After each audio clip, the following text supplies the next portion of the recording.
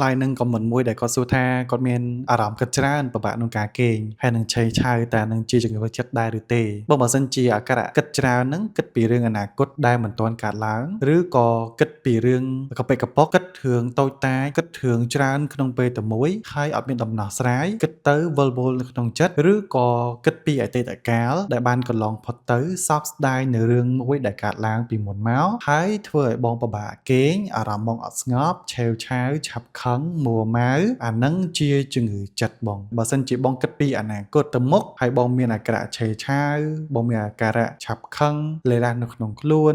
ឬក៏ចូលចិត្តធ្វើអីបញ្ញាបញ្ញាពិបាកក្នុងការរងចាំភ្លេចភ្លាំងច្រើនឈឺកាពះគេងយល់សពអញញ៉ៃអានឹងអាចជាសញ្ញានៃជំងឺបារម្ភហួសប៉ុន្តែលុះតែបងមានអាការៈរោគទាំងអស់ហ្នឹងលើសពី6ខែឡើងទៅនឹងវាអាចជាជំងឺបាក់ទឹកចិត្តបើសិនជាបងមានអាការៈគិតច្រើនប៉ុន្តែគិតទៅរកអតីតកាលហើយមានរោគសញ្ញាមួយចំនួនផ្សេងទៀតដូចជាទឹកមុខក្រៀមក្រំសោកស្ដាយនៅរឿងដែលបានកើតឡើងមានអារម្មណ៍បន្ទោសខ្លួនឯងគិតតែខ្លួនឯងជាមនុស្សអត់តម្លៃអស់សង្ឃឹមដល់ថ្ងៃអនាគតហូបអត់បានគេងអត់លក់ឬក៏បាត់បង់ចំណាប់អារម្មណ៍នៅលើអ្វីៗដែលយើងធ្លាប់ធ្វើពីមុនមកអានឹងជាជំងឺបាក់ទឹកចិត្តវិញបងហើយរយៈពេលនៃជំងឺបាក់ទឹកចិត្តចាប់ពី2សប្តាហ៍ទៅយើងចាត់ចូលថាជាជំងឺហើយបើសិនជាវាមានអ្វីខុសពីអ្វីដែលខ្ញុំបាននិយាយឬបានរៀបរាប់ពួកអញជួយមកពិគ្រោះបន្ថែមដើម្បីធ្វើរំឆេះបានត្រឹមត្រូវអរគុណច្រើនបង